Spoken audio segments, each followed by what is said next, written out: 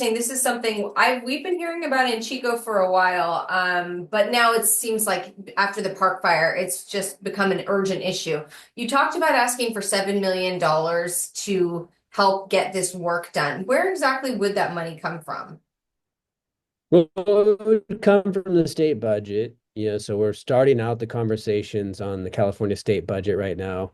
And, I think this is an important issue. As you said, it has been an issue for a while that we need to clean out these canals. These are man-made canals for the most part, that are supposed to convey floodwaters and convey them safely around Chico, so that we don't have flooding. The problem is over the years, they've gotten plugged up. We've had vegetation, we have debris, we have sediment buildup, that have made them less effective. And even now more so after the park fire, with everything that's been coming down our creeks and streams, post fire. So now is the time to really get in there. Let's do the work to clean up. We're kind of focusing on the 5 mile area, with this ask, but that would be a huge improvement to the flood control system. And so we want to, make that a priority in our budget requests, this year. So basically, I know that it's been kind of the county taking the lead, right? But the city of Chico weighing in, and it's this like multi-agency approach to it. Do you have a strategy for if you get that 7 million approved, does it go directly to Butte County for them to figure out how to use it?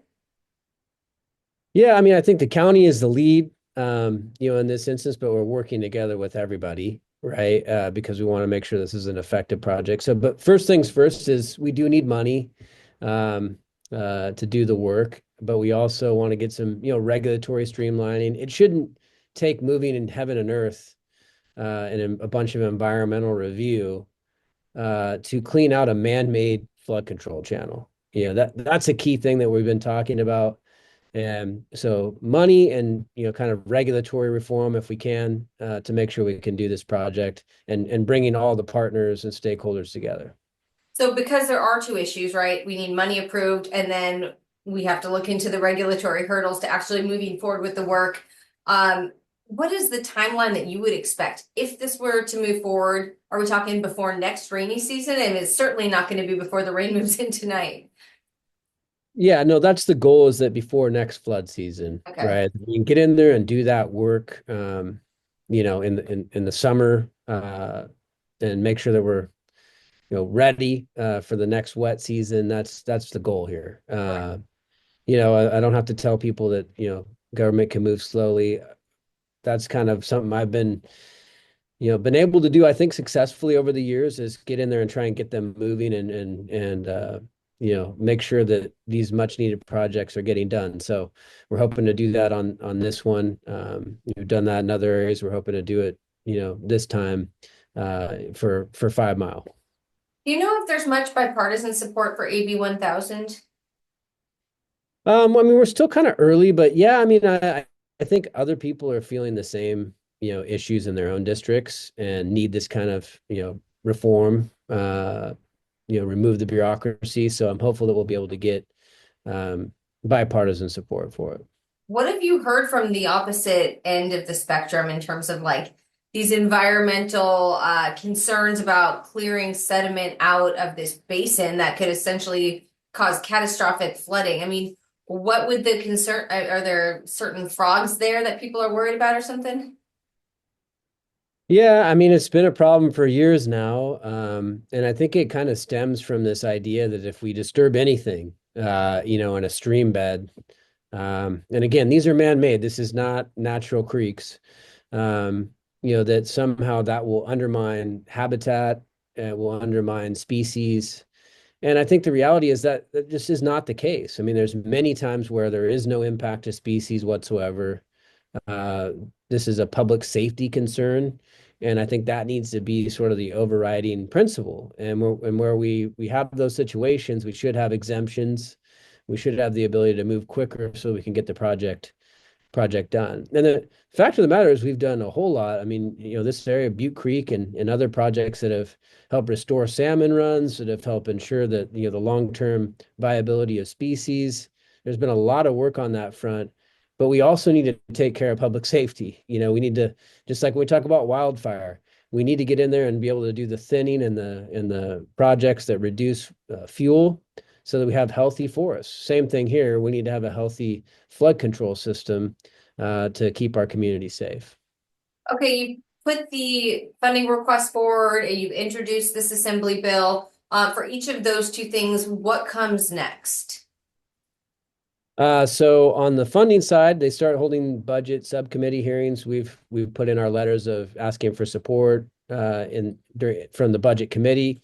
That will be more of a longer term, well, I mean, several months consideration. Then we finally have a final budget in June, and that'll be the time frame we'll know for sure if we're getting funding. Mhm. There could also be trailer bills that come after that to help fund that request. Then on the legislative side, that kind of goes between now and September. So we'll be moving through the process, hopefully getting the bill passed and on to the governor. But it's basically, next 5 to 6 months is what we're looking at. Okay, I know the county's discussed potentially like just getting going on some emergency work. Is there a scenario where the county could move forward and get reimbursed essentially down the line? That's what we're working on with the counties, county and city and stakeholders is, hey, could we, and working with the agencies, the state agencies, that's kind of the key folks, like seeing if we could actually get in there early and start doing this on an emergency basis with some, guarantees or concessions to ensure that the work will get reimbursed, funded, but more importantly, that we can do it quickly because we want to have this, cleaned out before the next flood season. Okay. In terms of what you discussed last week with the cost of living changes, there were a few, I mean, this is the thing. Everybody who lives in California, this is top of mind right now. Everything is Right. so expensive. You listed various things. I think it's 12 different bills, right? That would essentially, if they Yeah. all passed, they would make some big changes. Can we talk about the plan to lower the cost of electricity first? Yeah, I mean, this is really my big priority one. I mean, it's a big priority for our Republican caucus, but it's one I've been thinking about for a few years now, which is why don't we just direct the PUC to reduce rates? And we've seen study after study actually come up showing that there are many programs, mandates, subsidies built into our rate structure that if we just change those things, if we eliminated some programs, eliminated some of these subsidies, mandates, we could actually reduce rates. So my idea here is like, let's just direct this agency who continues to just raise our rates. Let's instead direct them as the people's body, as the people's legislature, direct them to lower rates. And it's a pretty simple concept. And I don't know why anybody would really be opposed to it, quite honestly. I'm having a little bit of pushback in the Utilities and Energy Committee right now. Yeah. I hope that changes. But look, that everybody needs relief right now from electricity bills. They're unbelievable. It's gotten way too high, and there's things that we could do about it right now to cut rates. So let's do it. But like, so what I always get tied up on when I speak with PG&E and their people is the argument, well, this is a capitalist society, right? And they've got a business to run and they have shareholders to be accountable to, and they have aging infrastructure that's just out of repair. Like, who's going to pay for it? Like, if they don't raise rates, if they don't keep up with inflation, how are we going to, harden these lines or underground the lines? Like the argument that, hey, they have to raise rates. Yeah, well, look, my bill really shouldn't even be opposed by utilities because it's just about taking out some of the fat out of our rates, stuff that is being passed on to the consumer and has nothing to do with like the infrastructure or anything that it takes to bring the power to you. There's what they call public purpose programs Mhm. that are built into our rates. There's mandates on where you can get the energy from, how much of it has to be renewable, all these things that really increase your costs, but have nothing to do with actually bringing the power to you. And right now, I think the focus has to be affordability. It has to be on ensuring that we lower people's costs. And so to me, these are sort of easy things that we could do to lower costs. Now, look, I will also say I do think we need to audit some of the rate cases that have been passed and approved by the PUC and look at the costs that, for instance, PG&E is claiming, and saying, hey, you know, were those costs necessary? Was this actually how much they really needed to spend on those things? I think there could be some closer scrutiny on that as well. And I think that would lead to lower rates also. Um, and, look, I do think PG&E, certainly as a company, there's a lot that they have to do and infrastructure that they have to maintain. That's understandable. But, I think people see these rates and they go, that seems like way too much. And there needs to be greater scrutiny and accountability of those rates.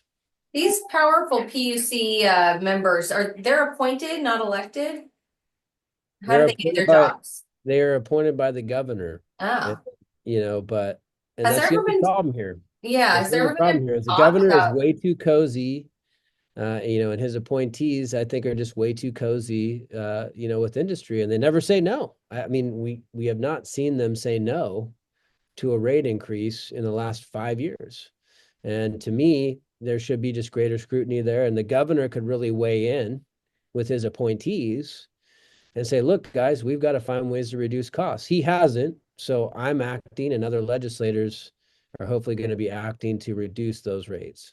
Okay. Let's talk about gas prices. And this would be about reversing a move already from the governor, right? Yes. Tell me more Well, about the from game plan there. The Air Resources Board approved what's called a update to their low carbon fuel standard.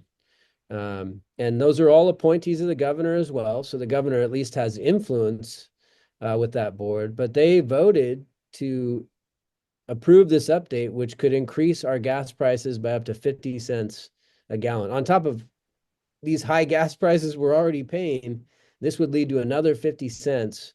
It's ludicrous. It was crazy. It was passed like at the end of the year during the Christmas season on a, late night vote. Um, and, not a whole lot of public scrutiny. And it would have a huge impact on us. So we are saying repeal it straight up. We should not allow this unelected board to continue to make policies that jack up our cost of living.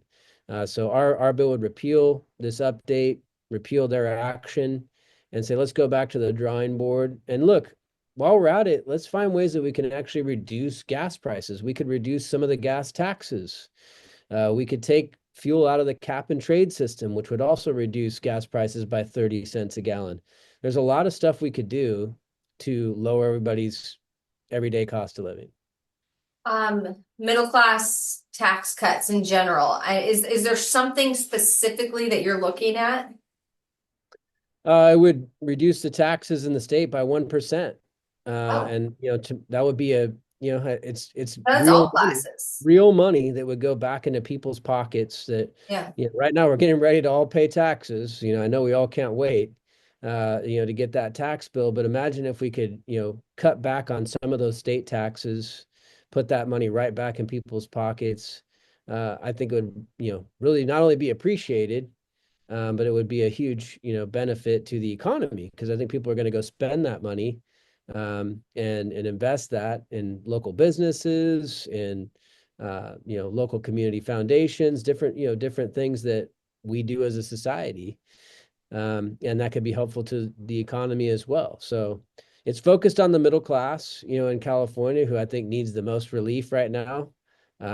Is feeling the pinch probably the most of inflation, and the high cost of living in California. So give some people some relief, and that's kind of our focus on that front. So there are 12 different bills here. Are there any, they don't have to pass as a package, right? Like some could move forward and others could fail, right? Yeah, this is just, our volley of ideas. Yeah. Republicans coming out and say, hey, we got several different ideas here of how we could lower people's costs. Now, the Are there Democrats haven't really come up with much on their end. It's been mostly, hey, here's more government programs that might help people with the high cost of living. Our focus is on let's bring that cost actually down. are there any And of these, oh, sorry. yeah, go ahead. Any of these ideas of the different cost of living ideas that you're seeing some bipartisan support for, where you're feeling pretty hopeful that maybe we really see something get approved? I'm hopeful. I think, like, for instance, on the LCFS update, I think I'm hearing a lot from Democrats that we need to start reining in the Air Resources Board. So I think there could be some bipartisan work on that. Yeah. I'm hopeful on the utility electrical side, because all of our constituents are feeling the same thing, that we can get some bipartisan support for lowering electricity bills. And then I think on housing is the other one, that I think there will be some bipartisan work to say, hey, how can we build housing, without a lot of the hurdles, and build it cheaper so that we can turn around and have lower housing costs, both rents and purchase. We've also proposed a renter's tax credit, so people who are renters, being able to at least have some tax credit, when they're going to pay taxes on the rents that they paid throughout the year. That could provide some additional relief. So I think there's some good opportunities to do it. I guess it just depends on whether or not the Democrats in Sacramento have the will to do so. Last question, I'll let you go. Has there ever been a pitch to make like CPUC and CARB elected, and what would it take to make that happen? Yeah, I think there's even maybe a bill this year. I'd have to look at that. That's talking about the CPUC becoming more accountable to people, and I think that is something that really should be done. I believe it would have to be done ultimately by the ballot box, Mm. so we could put it on the ballot. But yeah, I mean, the days of these just being governor's appointees, I think need to go by the wayside, because they're not accountable, and they make decisions, and then, then the electeds go, oh, it wasn't me. The governor says, oh, it wasn't me. It was their resources board. Oh, it wasn't me. It was the PUC. Well, no, like you appointed them, Right. and you put them in this place of power where they have control over our lives, and we have no way of getting rid of them. So it's very frustrating. And I think some measures that would help make them directly accountable to people would be very helpful. Okay. Thank you so much. I really appreciate all your time.